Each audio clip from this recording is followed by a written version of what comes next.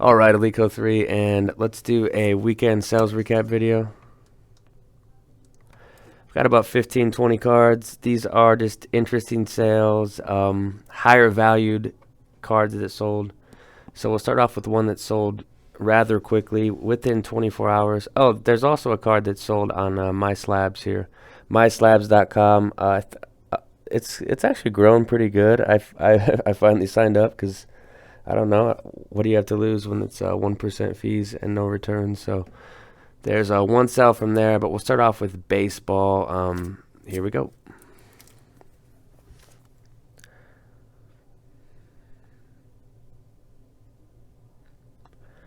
That's a traded. So okay. So this is the type of card that I submit and I would send in. This will be one of my water and the wine candidates, and they're extremely strict on these. So I had it in my PC. I probably bought it or got it graded years and years ago because it's in like the old label, but it's got like a nicked corner. So I mean that would never fly for me getting a 10. So the inconsistency is crazy. So there's a bonds. You'll kind of see what it sells for. I'm sure the buyer won't care about the corner because we'll only care about the label. Skybox Premium Fred Taylor. This is a neat one. This is on card. This is one I sent in. It was listed as a CBF. I'm not really doing the CBF as much, I would rather just keep the card in the PC or list it. So Autographics Fred Taylor. I mean that's a cool image. It's on card. It's probably got a relatively low print, under 200. Here's a water into wine. So this is what I always like to do because it was fun. Pull these from packs. After a while, you get pretty good at telling what has a chance at a 10 and what doesn't, and then you just have to leave it up to the grader if they're in the mood of giving 10s or not. If they're not, you're going to get a bunch of 9s, which isn't bad. It's just the way it is with grading. So there's the McGuire Donruss. This is cool.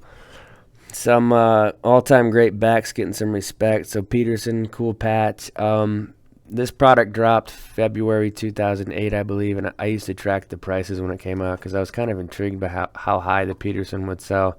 But I think the Peterson raw would creep towards $900 raw for this card, and that was after his sensational rookie season of 2007. So this is it's a cool card, and I've liked this card for 13 years now. So Peterson in an 8.5.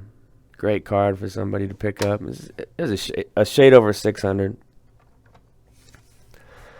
I've been kind of going through the collection and cleaning things up, just trying to keep only the best copies because, like I say before, you can't keep everything. I got to keep things moving through the store, build up revenue for grading fees and other things. But this Barry, it's not perfectly centered. It's in the old label. I'm kind of becoming somewhat of a snob for the Lighthouse, which I don't know.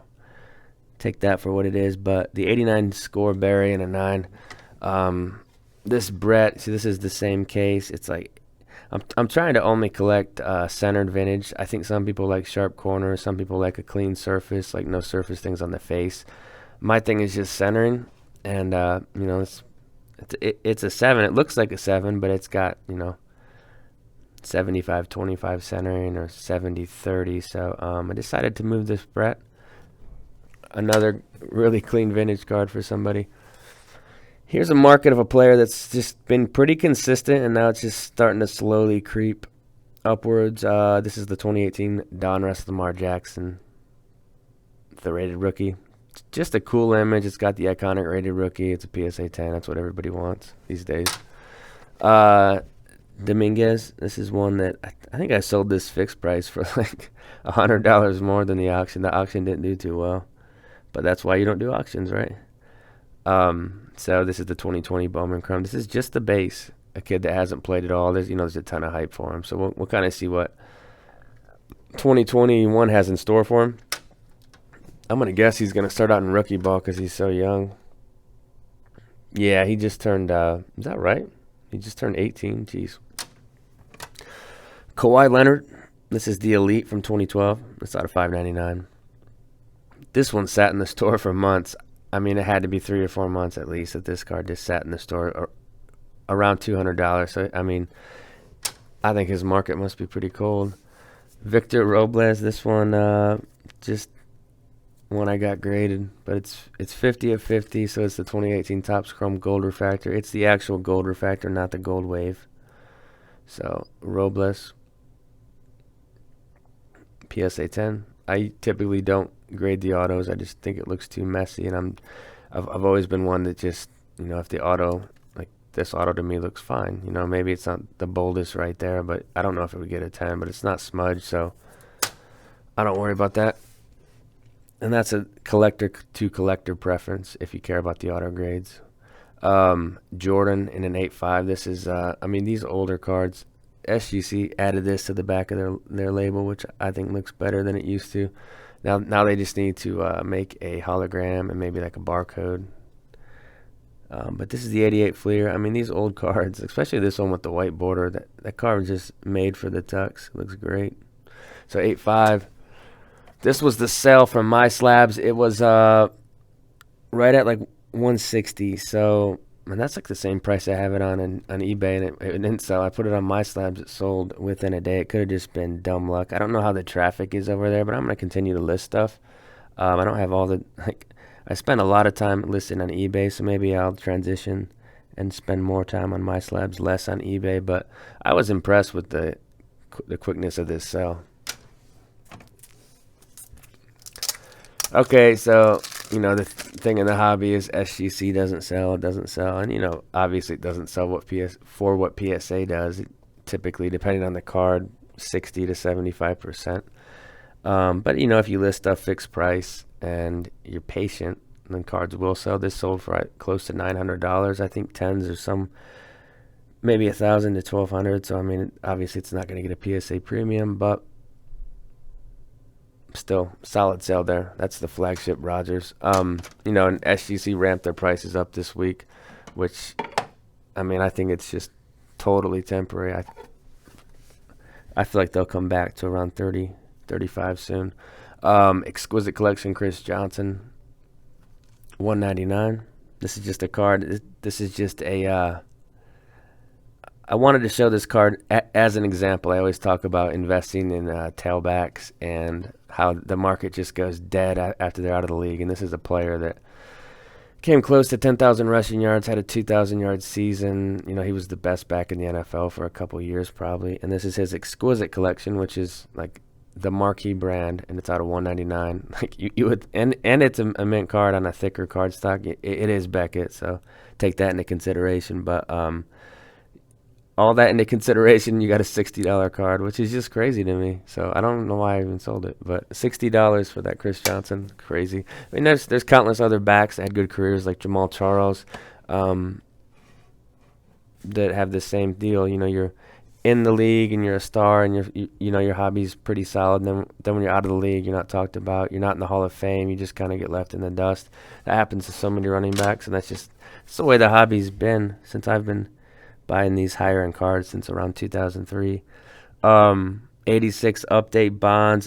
I just think the market on these is going to continue to strengthen. Obviously PSA is not grading right now. When they do come back, it's probably going to be, minimum $35 to get any card graded. So, and these aren't gimmies. So a nice mint 9 86 update bonds for 75 or so is probably a good buy. Andy Pages, he's in my videos a lot. I just thought, I don't like the prospect a lot, but it's fun to dip the toe in the water a little bit. And I saw his hit tool and his stats. It was like rookie ball, but there's some potential there. We'll kind of see. I think he'll start in A. Not sure low or high.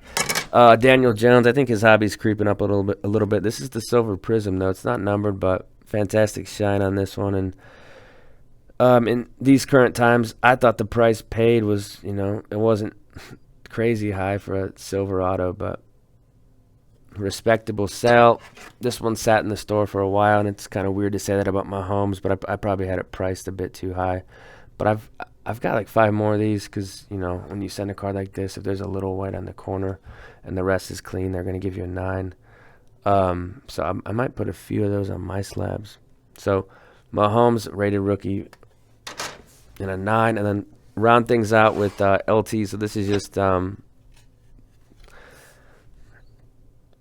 just fabulous. But yeah, that white speck corner. See that? I mean, I get picky if I'm going to keep something. If I'm going to keep something for my PC, it better look like a 10. And that's just how I am as a collector. I don't think most people think that way. But to warrant a 10, I want the card to be not pristine, but it should be pretty much flawless. So if it's not, I just sell it. And I've always worked that way. So LT, fantastic card. It's, if I had to grade this, I would grade it Mint Plus, but I didn't grade it. So that's it. A roundup of weekend sales later.